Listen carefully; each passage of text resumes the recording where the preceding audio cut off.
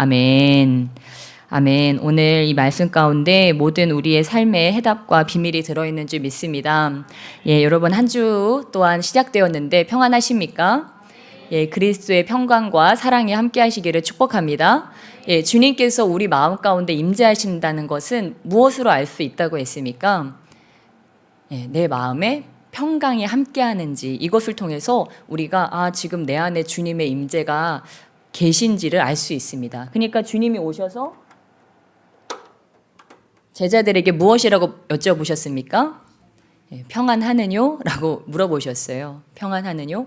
예, 그 말은 바로 나의 임재가 너희 가운데 있는가를 우리 주님이 확인하신 것입니다. 그 결과물로 우리 마음에 평안이 있습니다. 근데 여러분 솔직히 늘 평안하십니까? 네. 아멘. 예, 그러신 분들도 계실 것이고, 이 폭풍 속에서 주님을 바라보면서 이 폭풍이 잠잠하기를 바라보시는 분들도 계실 겁니다. 예, 그러나 우리가 그 안에서 내가 폭풍 속에 있더라도 어떻게 다시 그 평안 가운데로 그 폭풍을 잠잠케 하신 그 주님의 그 명령하시는 그 삶으로 내가 나아갈 것인가를 우리가 잊어버리지 않는다면 우리는 늘 다시 그 평강 가운데로 들어갈 수 있다고 하는 것입니다. 그래서 어떤 분이 그런 말씀을 하시더라고요. 한 목사님께서 그리스도의 안식이 우리 가운데 있어야 된다.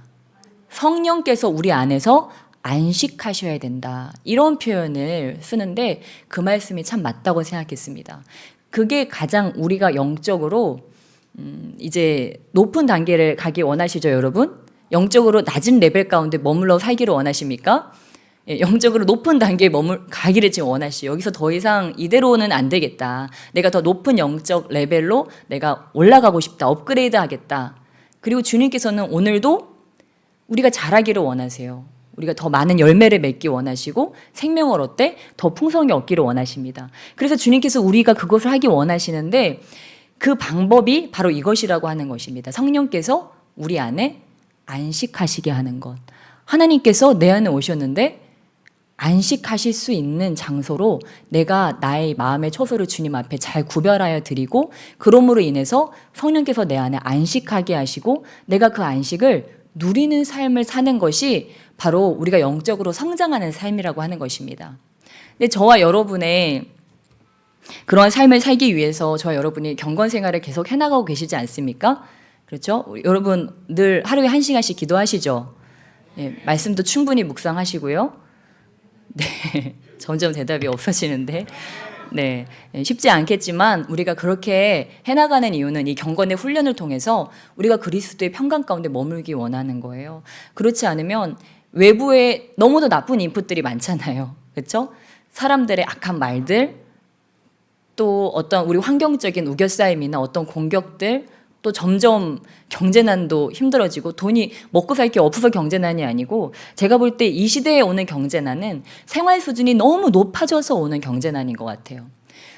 우리가 먹고 살 게 없어서 못 먹는 분들보다 풍요 속의 빈곤처럼 먹을 것도 많고 잘 곳도 있고 다 있음에도 불구하고 뭐가 없어요?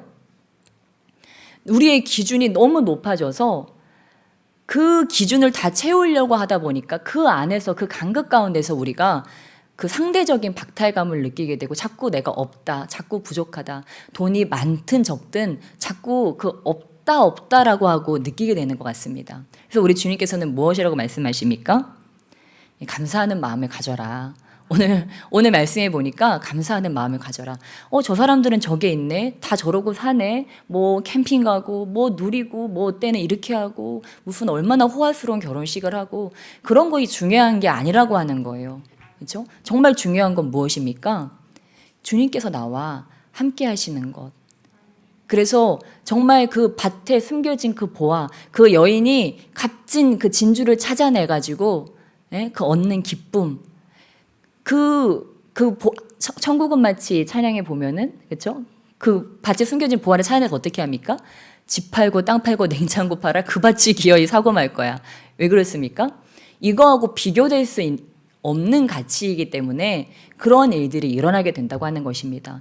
저와 여러분에게 있는 모든 나는 없다, 나는 불행하다, 나는 지금 불만족스럽다, 나는 지금 힘든 상태다, 이런 모든 환상들을 다 깨시고 깨어나시길 주님의 축복합니다. 우리에겐 있습니다. 우리는 부요한 자입니다. 우리는 세상 누구도 가질 수 없는 엄청난 값진 보물을 이미 얻은 자들입니다. 그 안에서 주님의 안식을 누리시길 주며 축복합니다. 예, 그래서 우리가 이런 것들이 우리의 삶을 이렇게 내리누를 때는 우리의 기도가요 바뀌어집니다. 어떻게 바뀌냐면 그 문제에 눌린 기도를 하게 돼요. 그래서 제가 사실은 몇 달 전에 주님께서 내준 숙제가 있는데 갑자기 사귐의 기도라는 그런 책이 갑자기 생각이 나는 거예요. 그래서 사귐의 기도? 그게 뭘까 하고 찾아봤는데 두 권이 있더라고요. 한 권은 김영봉 목사님의 사귐의 기도라는 우리나라 책이 있고 또 한 권은 그 잔느규용의 사귐의 기도라는 책이 있는데 제가 또 잔느규용을 원래 좋아하니까 이제 그분의 그 두 책을 거의 집에다 모셔놨습니다. 그거를 빨리 읽어야 되는데 오늘 밤에는 읽어야지 하고 찾아갔다가 다른 책 읽고 맨날 이렇게 하다가 집에 쌓아놓은 책들 막 이렇거든요. 그러니까 막 책 읽으려고 새벽에 일어나면은 책을 이만큼 들고 가요. 이만큼 들고 잠자리에 딱 들어갑니다. 들어간 다음에 결국 얼마나 읽을까요? 성경 읽고 결국 성경부터 읽어야 되니까 성경 읽고 책 몇 장 읽다가 기도하다가 잠드는 거예요. 그러니까 책을 이만큼 쌓아놔도 많이 읽지를 못할 때가 많아요. 그래서 이 사귐의 기도를 이렇게 해놓고 있었는데 다시 한번 이 김영봉 씨의 사귐의 기도 그리고 잔느규용의 사귐의 기도를 다시 봐야 되겠다. 예, 다시 한번 그런 감동 가운데 오늘 설교를 준비하게 됐습니다. 무엇입니까? 우리가 이렇게 기도를 잘 하다가 기도에 대해서도 다 알아요. 여러분도 다 뭐 신학생 때 기도에 대한 프레젠테이션까지만 하지 않으셨습니까? 예, 저도 이렇게 신학 1년 때 막 앤드류 머레이 막 이런 분들 그런 막 기도의 고전을 찾아보면서 프레젠테이션을 진짜 열심히 하고 막 기도에 대해서 마스터한 느낌을 막 가졌던 것 같은데 다 잊어버리죠. 하고 나서 또 잊어버리고 어떡합니까? 막상 삶으로 오면 어떻게 기도하고 있어요? 또 뭘 위해서 기도해야 될지 모르고 기도가 또 이상한 방향으로 막 가버린다고 하는 것입니다. 그래서 우리가 이런 기도에 대한 것들 진짜 예배에 대한 것들을 우리가 자꾸 때로는 망각해요. 뭐 때문에요? 삶의 무게들 때문에 또한 내 삶에 찾아오는 여러 가지 문제들 때문에 내가 기도하면서 마땅히 주님과 나눠야 될 어떤 교제와 이런 사귐의 예배 이런 것들이 있지만 근데 내 삶에 막상 문제가 터지고 내 몸이 힘들고 또 내 삶에 여러 가지 환경이 우거쌈들이 오면 우리의 기도가 바뀌어집니다. 어떻게 기도하게 됩니까? 이방인들과 같이 중언부언하는 그런 기도가 된다고 하는 거예요. 어떤 주님과의 진정한 만남, 진정한 교제, 사귐, 그분과 누리는 평화, 안식 이런 것들이 있어야 되는데 그런 것보다는 내 강구가 너무 앞서 버리는 거죠. 그래서 주님의 뜻보다도 어떤 나의 뜻과 내가 주님께 드리는 어떤 간구의 제목들 아버지 지금 저는 이런 필요가 있습니다. 아버지 저는 지금 이것 때문에 너무 힘듭니다. 그래서 우리 주님께서 이렇게 좀 해주셔야 되겠습니다. 그런 줄 믿습니다. 이제 이런 식의 기도들 그 다음에 어떻게 됩니까? 다른 사람의 문제로 가죠. 내 간구 다 끝났으니까 아버지 누구 아시죠? 누구는 이런 필요가 있습니다. 대신 보고하는 거예요. 예. 그래서 이 김영봉 목사님은 그런 비유를 쓰시더라고요. 마치 채무자와 채권자와 같은 관계가 된다. 예. 그러니까 우리는 마치 주님께 빚 받으러 온 사람처럼 아버지는 나한테 이것도 주셔야 되고 이것도 주셔야 되고 그래요. 그럼 채무자가 됐던 채권자가 됐던 여러분 채무자와 채권자의 그 만남이 그렇게 유쾌할까요? 유쾌하지 않습니다. 왜냐하면 채무자는 뭘 줘야 되고 채권자는 어떻게든지 그거를 또 끄집어내야 되거든요. 그러니까 두 사람 다 별로 그렇게 그 관계가 그 만남이 그렇게 유쾌하지 않다고 하는 거예요. 그런데 여러분 주님과 우리의 관계가 그런 관계입니까? 채무자와 채권자의 관계입니까? 업주와 고용주와 고용인의 관계입니까? 예, 그런 것이 아니라고 하는 거예요. 주님께서는 무엇이라고 말씀하십니까? 부모와 자녀 또는 부부 또는 연인 이런 하나님의 거룩한 자녀의 그런 관계라고 하는 것입니다. 그래서 주님과 우리의 신앙생활에서 제일 중요한 것은 주님과 우리의 이 관계성이 회복되는 것이 가장 중요하다고 하는 거예요. 그러니까 우리가 기도 생활에서도 승리하고 신앙생활에서도 승리하는 가장 중요한 것은 주님과 나와의 그 관계가 정말 중요하다고 하는 것입니다. 이것이 이것이 어그러지거나 이것이 제대로 설정이 되어 있지 않으면 우리의 기도의 방향도 이상한 방향으로 가고 우리의 예배의 방향도 이상한 방향으로 가고 우리 삶의 방향도 이상한 방향으로 갈 수 있다고 하는 거예요. 그래서 이걸 잘 설정해야 되는데 그러면 우리 주님께서는 우리가 기도하거나 우리의 삶에서 우리가 어떠한 마음으로 주님께 나아가기를 원하실까요? 네, 우리가 한 번만 주님의 입장이 되어보시면 되십니다. 그리고 오늘 성경 말씀에 다 나와 있습니다. 오늘 성경 말씀에 무엇이라고 이야기하고 있습니까? 우리 함께 골로새서 3장 15절 말씀, 우리 15절 말씀 함께 한 목소리로 읽겠습니다. 시작. 그리스도의 평강이 너희 마음을 주장하게 하라. 너희는 평강을 위하여 한 몸으로 부르심을 받았나니 너희는 또한 감사하는 자가 되라. 아멘. 아멘. 여러분 혹시 오늘 뭐 싸우고 오셨나요? 싸우고 오지 않으셨죠?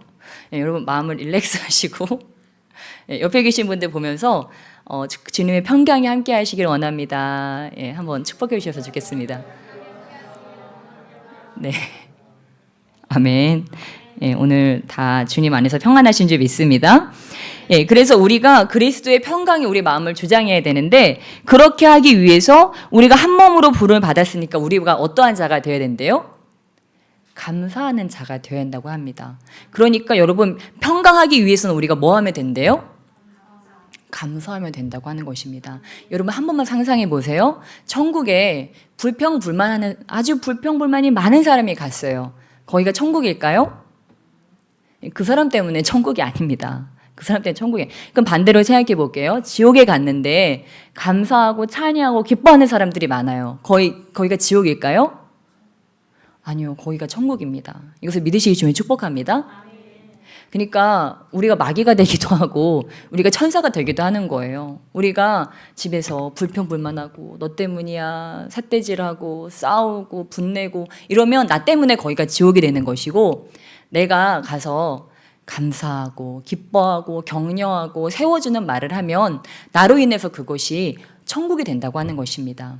그리고 우리 마음 가운데 뭔가 모르게 무엇입니까? 13절에 보니까 누가 누구에게 불만이 있거든. 그 불평불만을 한다는 것은 뭐예요? 내 안에 불만이 있는 거예요. 뭔가 불만족스럽다. 내가 생각해도 내 자신이 나에 대해서도 불만족스럽고 또 내 주변에 있는 사람들에 대해서 불만족스럽고 나의 삶과 환경에 대해서 불만족스럽다. 근데 이렇게 불만이 있으면 어떻게 하래요? 말해서 해결하래요? 아니죠. 뭐라고 합니까? 서로 용납하여 피차 용서하되 어떻게 해요? 주께서 너희를 용서하신 것 같이 너희도 그리하고. 예, 그러니까 저와 여러분이 주님 앞에 막 회개를 합니다. 아버지 잘못했어요. 막 회개를 해요. 주님께 최고로 용서받는 방법은 뭐예요? 내 안의 불만을 먼저 푸는 것입니다. 주님께 용납받는 최고의 방법은 내 안에 있는 불만, 나에 대한 불만, 주변 사람들에 대한 불만, 또한 환경에 대한 어떤 삶에 대한 그런 불만족스러운 마음을 푸는 것. 그게 어떤 것과 같아요? 그 1만 달란트 그 빚졌던 엄청난 거액을 빚졌던 그 종이 가서 어떻게 했습니까? 친구한테 그 1달란트 그 친구한테 가가지고 막 멱살 잡고 감옥으로 끌고 가려고 했죠. 그거랑 똑같다고 하는 거예요. 주님께서는 우리에게 돈으로 살 수도 없는 천국 하나님의 나라를 우리에게 주셨는데 그럼에도 불구하고 우리가 어떻게 합니까? 나에게 1,000원, 2,000원 빚진 자들을 끌어다가 감옥에다가 막 쳐넣는 일을 하고 있다는 거예요. 주님께서 보실 때는 어떤 거예요? 부당하다. 내가 너에게 엄청난 은혜와 엄청난 자비와 엄청난 사랑을 베풀었는데 너는 왜 그것에 감사하지 않고 주변에 있는 사람들을 용서하지 않고 왜 그렇게 불만족스러운 상태로 계속 살아가느냐고 주님께서 우리에게 물어보신다고 하는 것입니다. 그렇다면 우리가 주님께 진정으로 용서받은 자로서 용납받은 자로서 그것이 나의 삶에 잘 풀어질 수 있도록 용서받은 자로서 그 은혜를 받은 자로서 이것들을 잘 흘려보내기 위해서는 어떻게 해야 될까요? 그 은혜에 늘 감사하며 살아가야 된다고 하는 것입니다. 그리고 주변에 우리의 삶에 왜 불만족스러움이 없겠습니까? 우리에게 9가지가 있어도 우리는 그 한 가지 때문에 불만족스러울 수 있어요. 그렇죠? 그렇죠? 저도 이렇게 보면 굉장히 완벽해 보이지만 저에게도 흠이 있어요. 그러면 그거 하나를 가지고서도 굉장히 불만족스러울 수 있다고 하는 거예요. 제가 고등학교 때요. 고등학교 때 사진을 보면 막 이러고 다녔어요. 이러고. 머리카락을 커튼으로 만들어서 얼굴을 죄다 가리고 다녔어요. 그러면 저 보는 사람들마다 특히 이제 어르신들이 너는 왜 못내 이러고 커튼으로 얼굴을 가리고 다니냐 그러면서 막 저한테 막 뭐라고 했어요. 제발 그 커튼 좀 걷으라고. 이게 얘기인데 왜 그랬을까요? 저는 제 외모에 너무 불만족스러웠거든요. 그러니까 맨날 또 저희 이제 가족 중에 한 분은 저한테 이제 너 못생겼다고 맨날 너 네가 이쁜 줄 알지 너 못생겼어 맨날 이런 말을 해가지고 이제 제가 세상에서 잘 살기를 원해서 그런 얘기를 한다고 하면서 그렇게 저를 얘기를 해서 저는 진짜 그런 얘기를 들으면서 제 마음에 반반의 마음이 생겼어요. 나는 예쁘다 또 한쪽에서는 아니야 나는 못생겼어. 이 두 가지 마음이 싸우는 거예요. 그러니까 어떤 날은 나 스스로를 굉장히 예쁘다고 생각하고 자신 있게 가리기도 하는데 이 막 중고등학교 때 예민한 때는 나를 최대한 가려야 예쁘다고 이제 타협을 본 거죠. 그래서 나는 가려야 예쁘다. 최대한 가리자 해가지고 남들 앞에 드러나고 싶지 않고 숨어 있고 싶어서 이렇게 머리카락으로 얼굴을 다 이만큼씩 가리고 다녔습니다. 지금은 이렇게 한 오락에도 내려오지 않게 지금은 싹 다 이렇게 내놓고 다니지만 예전에는 그렇게 그런 비뚤어진 그런 자아감 때문에 자존감 때문에 제가 그렇게 얼굴을 다 가리고 다녔어요. 그래서 우리 학생들이 얼굴 가리고 다니는 거 저는 다 이해합니다. 아무튼 막 얼마나 좋아요. 제가 부럽더래요. 코 시국이 부럽더라고요. 그때 마스크만 있었다면 내가 굳이 그렇게 커튼을 치고 다니지 필요가 없었는데 그냥 마스크 큰 걸로 그냥 가리고 다녔으면 나는 얼마나 행복했을까. 그런 생각도 이렇게 중고등학생들 보면서 하기도 했어요. 무엇입니까? 이렇게 불만이 있으면요. 그 삶의 모양이 아주 달라진다고 하는 거예요. 자기 자신에 대해서 불만이 있으면 그러니까 저는 저 자신에 대해서 불만족하니까 어땠겠습니까? 사람들 앞에 나서는 것도 안 싫어했어요. 그래서 저는 어렸을 때부터 이상하게 사람들이 너 앞에 나가서 뭐 해라 이런 것들을 굉장히 많이 겪었는데 그럴 때마다 저는 막 다 거부했어요. 저 그거 안 할래요 하고 뒤에 저 맨 뒷자리에서 숨어 있는 거 엎드려 있는 거를 제일 좋아했어요. 그러니까 하나님은 결국은 저 같은 사람을 끌어다가 이렇게 결국은 여기다 세우셨는데 여기까지 되기까지는 정말 그렇게 부정적인 숨어 있고 싶고 아무에게도 드러나고 싶지도 않은 감춰놓고만 싶은 그런 늘 불만족스러움. 근데 제가 저 자신에 대해서 불만족하니까 어땠을까요? 주변에 대해서 만족된 감정을 느꼈을까요? 아니요. 모든 것이 다 불만족인 거예요. 가족들에 대해서도 불만족스럽고 환경에 대해서도 불만족스럽고 모든 게 다 불평불만이에요. 그러니까 표정이 어땠을까요? 이제 저승사자가 따로 없었어요. 저승사자가 저리 가라. 정말 어둡고 상상해 보세요, 여러분. 머리는 이만큼 들이었었지 얼굴은 창백한데 눈 밑은 이렇게 다크서클 내려와 있고 눈은 개슴츠레 해가지고 모든 게 다 불평불만인 거예요. 선생님들도 다 불평불만이고 모든 그 사회에 대해서도 다 이렇게 비판적이고 이 마음에 불평불만이 있으니까 그 자체가 정말 어둠이었죠. 그렇습니다, 여러분. 그렇게 살았는데 어떻습니까? 주님께서 찾아오시니까 모든 게 다 감사인 거예요. 주님께서 나를 그런 죄인된 신분에서 저승사자같이 정말 그 어둠의 진짜 그 죄인의 괴수 같은 자를 나를 끄집어내서 주님의 빛 가운데 살게 하시고 또한 그 이 진리의 말씀들 이 성경에 있는 것은요, 여러분, 이 성경은 진짜 놀라운 책입니다. 저도 학생 때 웬만한 책들을 거의 다 읽어봤어요. 도서관에 있는 책들 제가 거의 읽을 정도로 저희 중학교 때 도서관에 있는 책 거의 다 읽었거든요. 그 정도로 책들을 좋아하고 정말 책 중독자일 정도 책을 많이 읽었지만요. 저는 처음에 이 성경책을 읽고 진짜 깜짝 놀랐습니다. 왜 놀랬냐면 이게 너무 파워풀한 책이었기 때문이에요. 그 어떤 책에도 이런 진실이 적혀있는 책이 한 권도 없어요. 저는 성경책을 읽고 깨달았습니다. 다른 모든 책들이 다 가짜라는 걸 깨달았어요. 다 지어낸 이야기라는 걸 깨달았어요. 왜냐하면 여기 있는 거는 글자 하나까지도 다 사실이기 때문이에요. 근데 어떻습니까? 그걸 내 삶에 적용하면 그게 살아있는 진실이 되어버린다고 하는 것입니다. 우리가 어떤 삶에 대한 지혜를 얻으려고 내 마음에 있는 어둠을 내어쫓으려고 세상적인 책을 읽고 잠깐 위안을 얻을 수 있어요. 잠깐 안식을 얻을 수 있어요. 저는 제 마음이 너무 어둡고 우울했기 때문에 우울한 책들을 좋아했어요. 뭐 김정현의 아버지 같은 소설, 뭐 가시고기, 뭐 제인에어, 폭풍의 언덕, 막 이런 거를요 그냥 잡았다면 끝까지 다 읽을 정도로 뭐 그런 어두운 책들을 굉장히 좋아했어요. 왜냐하면 그 어둠을 접하면서 내 마음이 위안을 얻으니까요. 그런데 무엇입니까? 여기는 그런 정도로 내 마음을 위안하는 정도의 그런 이야기가 아닙니다. 그냥 어둠을 단번에 내어 쫓을 수 있는 빛의 이야기들. 손을 얹은즉 나으리라. 믿는 자들에게 이런 표적이 나타나리니. 아니 이렇게 실질적인 이야기들이 어디 있습니까? 수고하고 무거운 짐진 자들아 내게로 와서 쉬어라. 내가 너희를 쉬게 하리라.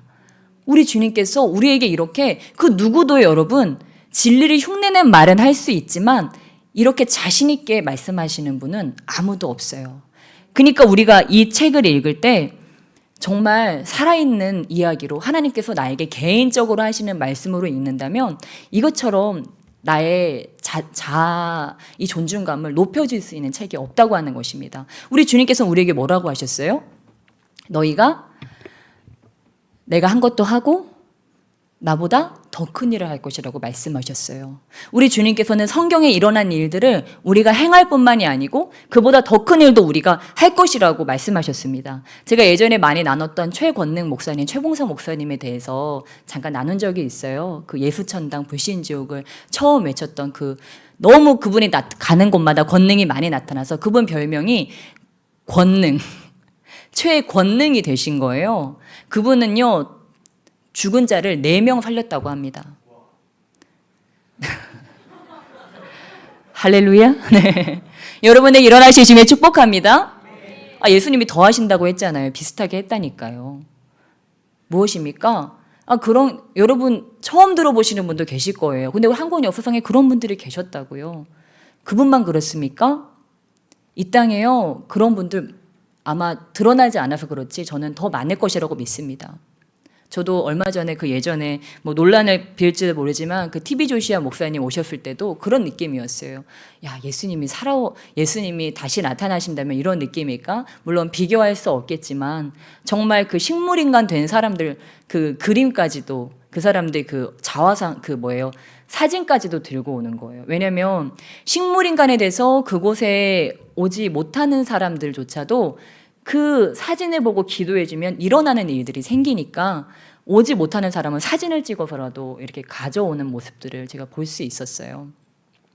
무엇입니까? 우리 주님께서는 이 땅에서 그런 일들을 행하시기 원하십니다. 왜요? 왜 행하시기 원하실까요? 그런 일이 중요한 게 아니고 주님이 왜 그것을 행하시기 원하시는가가 중요합니다. 주님 왜 그걸 행하시기 원하실까요? 죽어가는 자들을 살리기 위해서 우리 주님께서 그것을 행하시기 원하신다고 하는 것입니다. 우리 주님께서는 이 복음서에도 보면 우리 예수님께서 계속 하신 일이 무엇입니까? 계속해서 병든 자들 찾아다니고 귀신 들린 자들 찾아다니고 복음이 필요한 자들, 구원이 필요한 자들을 계속해서 찾아다니셨습니다. 주님께서 하나님께 자신의 필요를 간구하는 기도를 멋있게 하신 다음에 그리고 신학 연구실로 들어가가지고 신학을 연구하시고 이러신 게 아니고 주님과 새벽 미명에 일어나서 주님과 교제를 갖고 또한 그 주님의 임재 가운데 충만하신 다음에 그 임재를 가지고 하나님의 나라를 가지고 다니시면서 어떻게 했습니까? 그 하나님의 나라로 사람들을 초대했어요. 그러니까 수많은 무리들이 그분이 가는 곳마다 임하는 그 하나님의 나라의 임재를 경험하고 맛보면서 그 하나님 나라에 항복하기 시작했어요. 세례받는 자들, 이러한 자들이 그냥 막 결신하고 이러한 일들이 일어났다고 하는 것입니다. 그 제자들도 다 그런 것들을 보지 않았습니까? 그런데 우리 주님께서는 우리는 어떠한 부류들은 그러니까 그런 것들을 보고 이렇게 이야기합니다. 그거는 신비주의다. 주님은 더 이상 역사하시지 않는다. 그거는 그때 일어났던 일이고 지금 이 시대는 방언도 패하고 예언도 패하고 다 모든 것들이 패했다.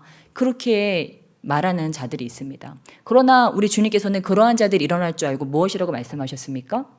이 성경에 있는 것들을 하나라도 빼고 가르치는 자들은 심판을 받게 될 것이라고 말씀하셨어요. 1.1획도 빠짐없이 다 이루어질 것이라고 말씀하셨고 예수님께서 예수님 말씀으로 내가 한 일을 너희가 할 것이고 그보다 더 큰 일도 할 것이라고 주님께서 우리에게 그렇게 기대하셨어요.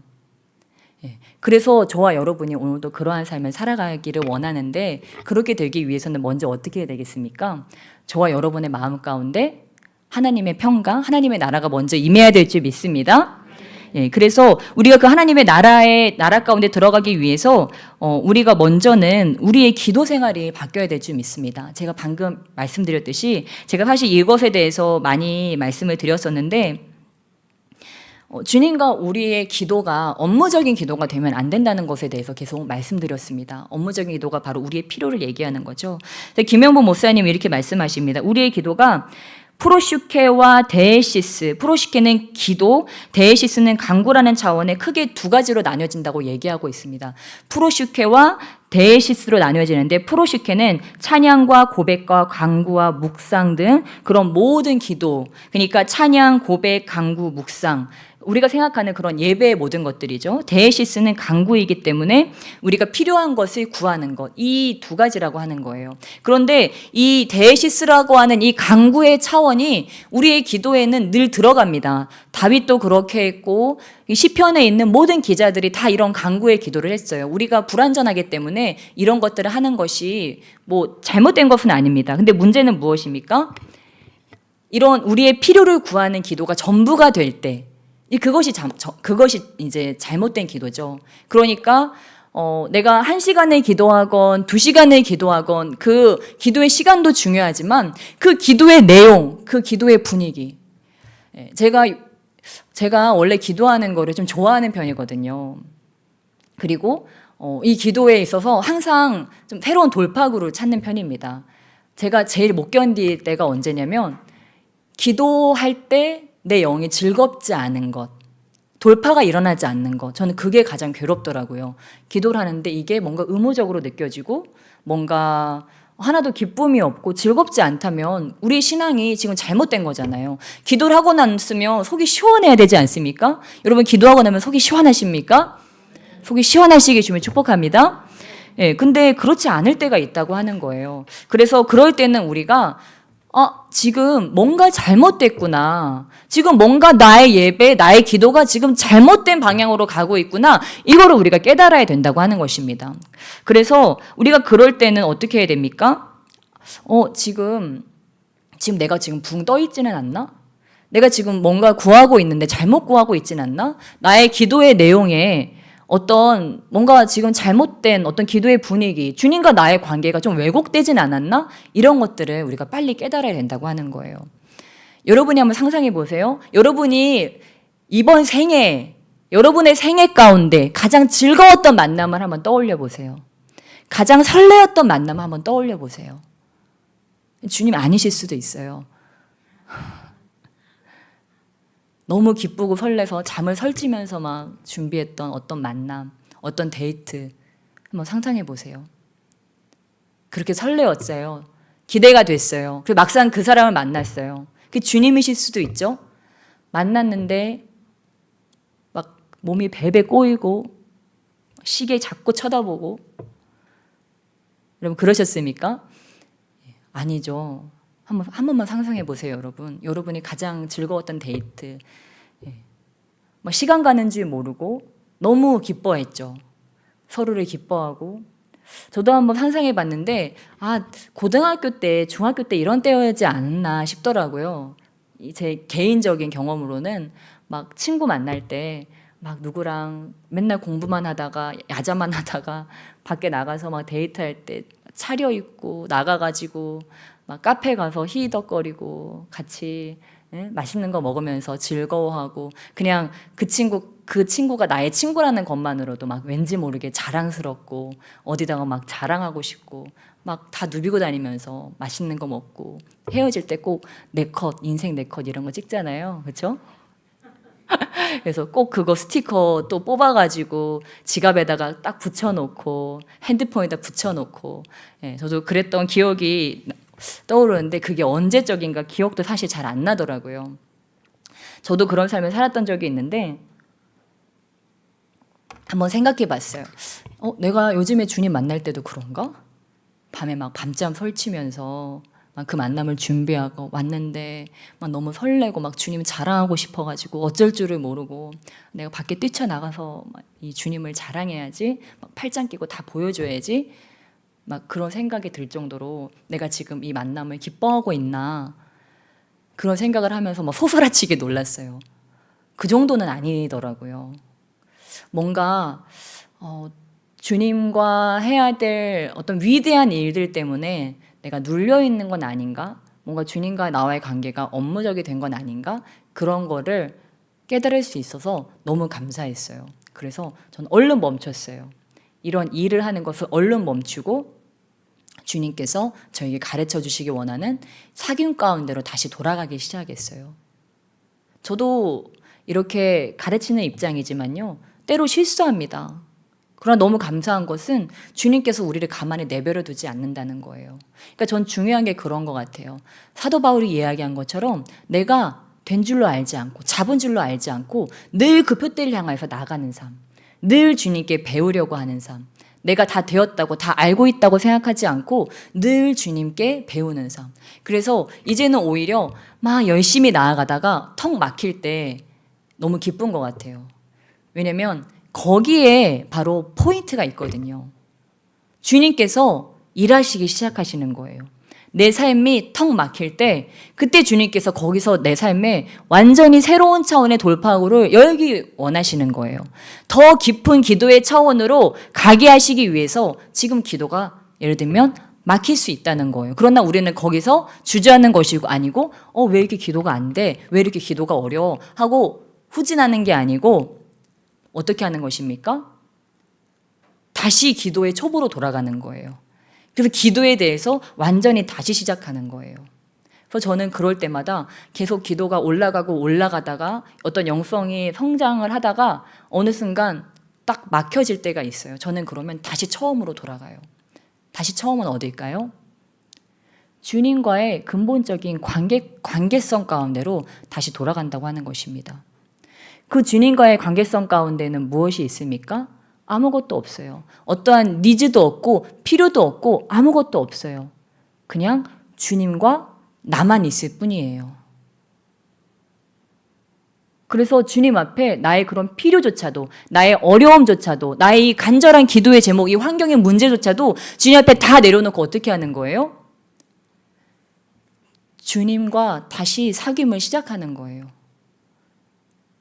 주님께 나의 모든 것을 그냥 맡겨드리고 주님만을 구하면서 나아가는 거예요.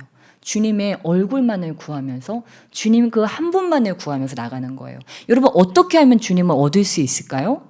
어떻게 하면 그 주님을 이렇게 내 마음 가운데 완전히 모셔드릴 수 있을까요? 그리스도의 사랑으로 내 마음이 가득 찰 수 있을까요?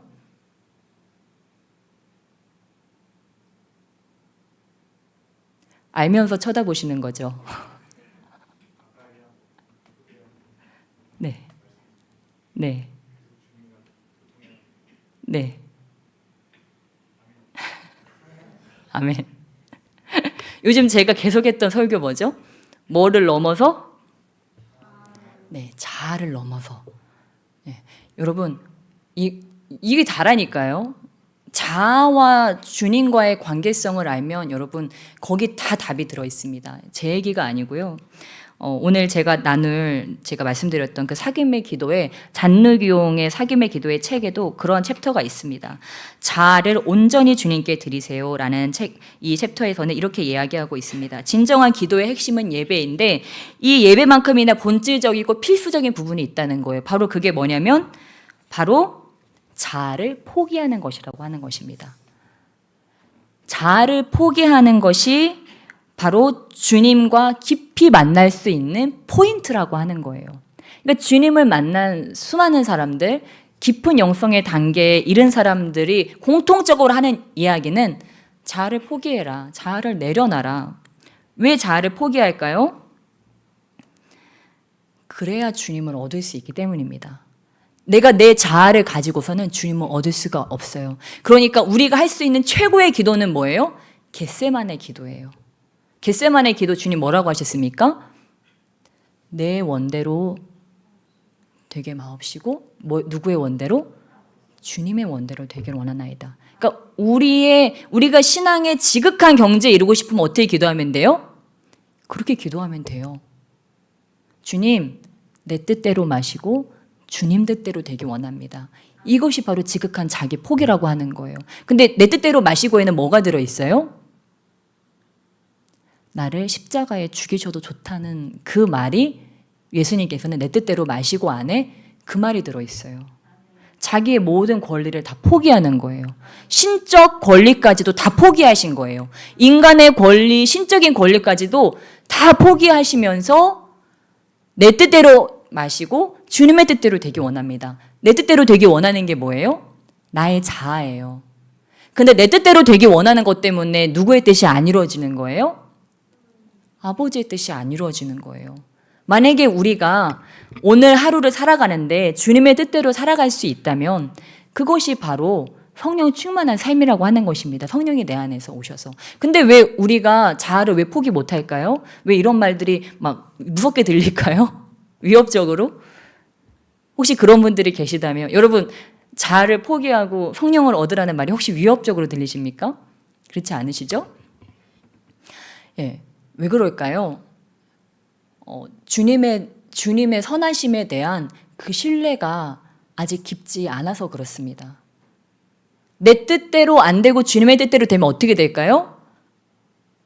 더 잘 된다는 것을 믿으시길 주님의 축복합니다. 여러분 내 뜻대로 주님 뜻대로 안 되고 내 뜻대로 되는 것이 망하는 길이라는 걸 알면 돼요. 주님의 뜻이 안 이루어지고 자꾸 내 뜻대로 되잖아요. 이게 내 삶이 지금 멸망의 길로 가는 거예요. 그러니까 자꾸 문이 닫히는 거예요. 그러니까 자꾸 행복에서 자꾸 멀어지고 점점 더 불행한 삶으로 가는 거예요. 자꾸 복으로부터 멀어지는 거예요. 아브라함이 복의 근원이 됐지 않습니까? 그가 어떻게 했습니까? 예.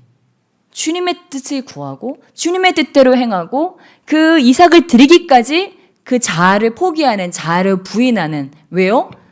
자기 뜻대로 했더니 맨날 어떻게 됐어요? 맨날 실패했어요, 여러분. 아브라함을 보면서 깨달으시길 주면 축복합니다. 내 뜻대로 하면 실패요, 낭패라는 것들을 깨닫는 것이 가장 큰 지혜입니다. 그러니까 주님께서요, 자꾸 우리에게 그걸 가르치시는 거예요. 봐봐, 너 네 방법대로 하려고 하니까 자꾸 안 되잖아. 자꾸 낭패를 보잖아. 이제는 좀 깨달아. 이제 네 방법 내려놓고 이제 내 방법으로 한번 해보자. 그러면 잘 될 거야. 그러면 고기를 많이 낳게 될 거야. 하고 주님이 말씀하시는 거예요. 그러니까 저와 여러분은 40년 뱅뱅 도실 겁니까? 2주 그냥 지름길로 가실 겁니까? 지름길로 가기를 원하십니까? 자아를 전적으로 포기하시기 주님의 축복합니다. 내 자아를 전적으로 포기하면요, 기도가 달라지고요. 기도가 달라지면 우리의 삶이 평안해집니다. 내 뜻과 내 주장과 나의 계획과 나의 야망으로 가득 차면요, 주님과의 만남이 아주 피곤해집니다. 왜 피곤해집니까? 아니, 내가 왕인데 내 맘대로 한번 살아봐야 되는데 아주 피곤한 관계 가운데로 내가 나아가는 거예요. 내가 다스림을 받아야 되는 거예요. 내 니즈가 막 채워지고 내 삶의 시간표대로 막 되어지고 뭔가 막 뻥뻥 뚫려지고 이래야 되는데 막 기다리기도 해야 되고 내가 막 죽어야 되고 이러니까 재미가 없는 거예요. 그런데 여러분 반대로 이러한 것들을 주님 앞에 내려놓고 정말 다 내려놓고 주님만을 구하는 자. 아버지, 저는 주님을 원합니다. 주님 안에 모든 것들이 있습니다. 주님을 얻는 것이 나의 삶의 해답입니다. 그래서 나는 나를 잃어버리더라도 내가 생각했던 삶과 나의 삶이 아주 반대 방향으로 가는 것처럼 보이고 모두가 망했다고 이야기할 정도로 내가 그런 방향으로 간다고 할지라도 내가 주님을 얻을 수만 있다면 나는 주님을 얻기 원합니다. 어떠한 대가를 치르더라도 나는 주님을 얻기 원합니다. 주님이 나의 온전한 소유가 되고 나는 주님의 소유가 되어서 주님은 내 안에, 나는 주님 안에 있기를 원합니다. 우리가 이런 갈망을 가지고 주님께 나아가면 어떻게 될까요? 주님께서 나를 가득히 채워주십니다. 밥을 먹지 않아도 배부른 상태. 그리스도의 평강과 기쁨이 넘치는 상태, 정말 부요한 자, 그 배에서 생수의 강이 넘치는 자가 된다고 하는 거예요. 왜냐하면 그 우주이신 그 주님이 내 안으로 들어오셔서 갑자기 자신감이 막 생기는 거예요. 갑자기 평안함이 생기는 거예요. 우리 안에 근데 이 주님이 계시지 않은 것에 대해서 우리 주님께서 이렇게 두 가지를 제가 깨닫게 되는데, 그것이 무엇이냐면, 우리 안에 주님께서 계시지 않고 아주 인본주의로 되면 우리가 어떻게 되냐, 아주 얇은 막과 같은 존재가 됩니다. 얇은 막과 같은 존재, 마치 피부 한 장과 같은 존재. 그러나 우리 안에 성령께서 충만하시면 우리는 아주 막 헬스를 막 열심히 해가지고 몸이 막 이렇게 우람해진 그런 사람과 같이 아주 단단한 그런 상태가 된다는 거예요. 이 얇은 막과 같은 상태는 어떻습니까? 조금만 공격이 오고 상처가 나도 그냥 찢어지고 무너져 버립니다. 그래서 그 속으로 적들이 막 들어와 버려요. 그런데 헬스와 그 모든 건강함으로 막 단단해져 있어요. 이 안에 그리스도의 사랑과 그분과의 신뢰와 그분과의 그런 평안의 관계, 그런 신뢰 관계로 인하여서 이 사랑과 그런 주님의 온전함이 풀어져 있어요. 단단해져 있어요. 밖에서 공격이 들어옵니다. 상처가 났어요. 어떻게 될까요? 금방 회복이 돼요. 살이 차오르고 그게 언제 그랬냐는 듯이 다시 회복이 된다고 하는 거예요. 그러니까 저와 여러분의 상태도 지금 내 상태가 어떻지? 내가 그렇게 건강한 사람이 되어 있나? 내 안에 주님의 부요와 주님을 향한 찬양과 감사와 신뢰와 그분의 선하심을 향한 그런 찬미와 그런 노래들이 내 안에 지금 가득 차 있나? 주님의 나를 지금 좋은 길로 인도하신다는 그런 믿음의 확신 가운데 내가 거하고 있나?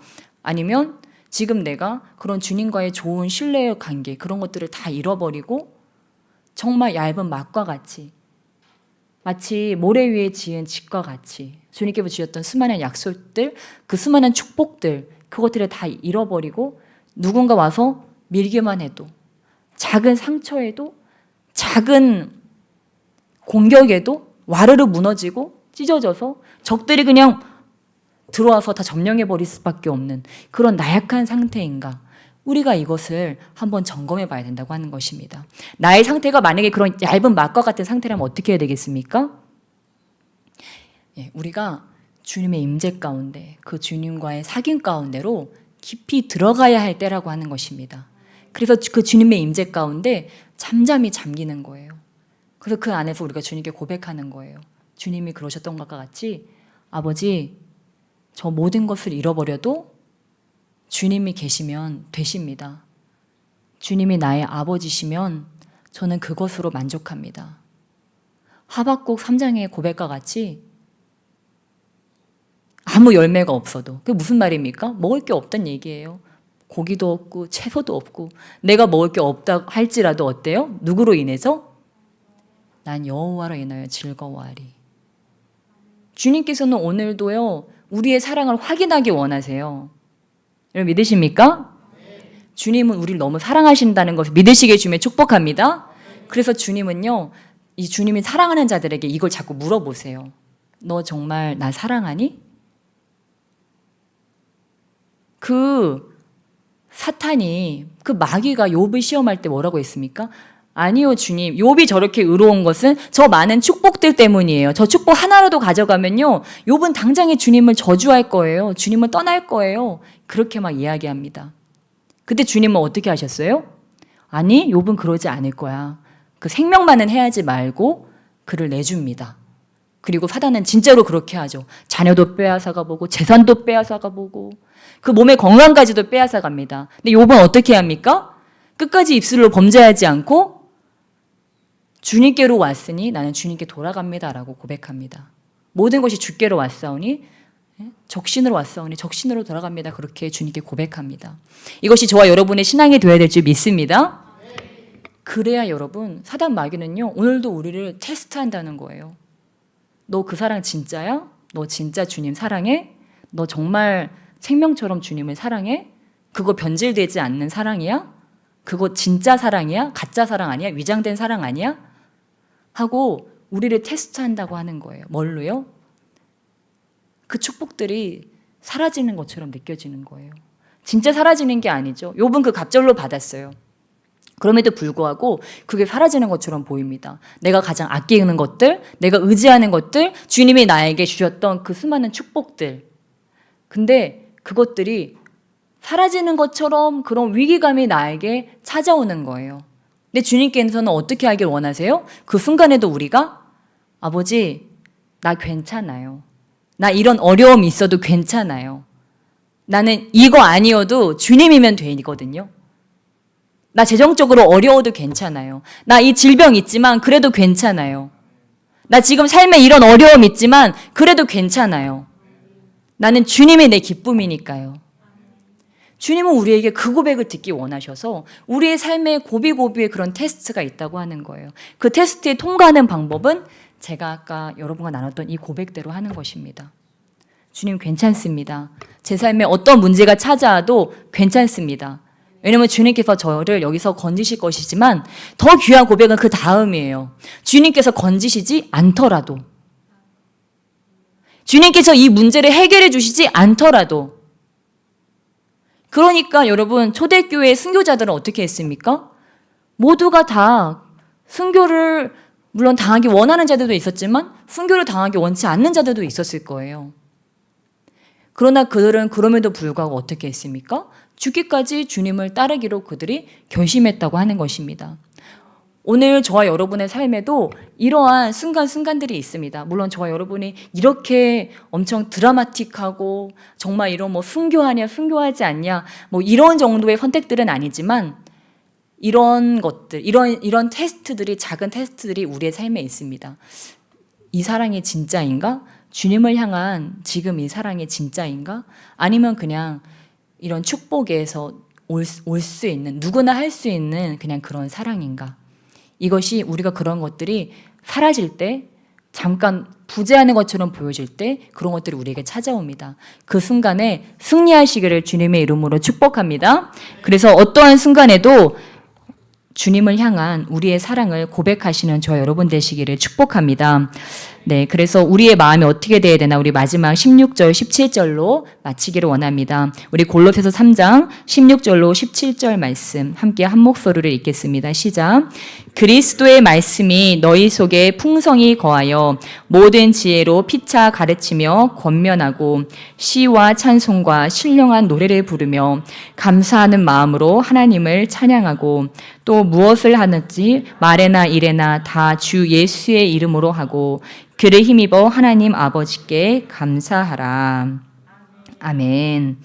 예, 그래서 오늘도 우리가 이 주님의 믿음으로 우리 주님께서 우리에게 말씀하신 것과 같이 그리스도의 평강이 너희 마음을 주장하게 하라. 이 말씀을 한 것과 같이 이제는 우리가 우리의 힘을 빼고 우리의 인간적인 열심까지도 빼고 주님 앞에 우리 인간의 전적 무능을 주님 앞에 인정해드리고 그러나 우리는 주님 앞에 전적으로 무능하고 우리가 주님 앞에 완전히 실패했음에도 불구하고 우리 주님께서 전능하시고 절대 선하심으로 우리를 승리하게 하심을 믿고 우리 그 주님께 우리의 삶을 내어드리고 또한 그 주님을 만나시게 주면 축복합니다. 네, 우리 이 시간 함께 기도하셨으면 좋겠습니다. 오늘 기도할 때는 우리가 지금까지 했던 물론 그러한 기도들 있지만 조금 새로운 방식으로 기도했으면 좋겠습니다. 저와 여러분이 지금 잠깐 나눴던 것 같이 우리가 주님께 어떠한 열망들, 어떠한 갈망들로 인하여서 우리가 먼저 기도하기보다 좀 주님과 사귐의 기도로 나아갔으면 좋겠습니다. 그래서 주님께서 나에게 행하신 일로 인하여 감사하고 그분을 높여드리고 그분의 임재로 인하여서 기뻐하는 것. 아버지 저 이것도 해주시고 저것도 해주시고요. 저에게 더 큰 기름 부어주시고요. 더 크게 만나주시고요. 저에게 이런 능력도 주시고요. 누구도 구원시켜 주시고요. 이런 것들보다 그 주님의 정말 주님과 함께 있는 것. 아버지 저는 주님께 했던 그 많은 간구의 제목들이 있습니다. 그런데 그거 안 들어주셔도 좋습니다. 아버지. 그거 내 갈망대로 되지 않아도 좋습니다. 그래 저는 주님 오늘 주님을 원합니다. 주님과 진정한 사귐을 갖기 원합니다. 우리 그렇게 주님을 초청하시면서 우리 주님 안으로 깊이 들어가시며 우리 주여 3번 부르시며 간절히 기도하시며 나가시겠습니다. 주여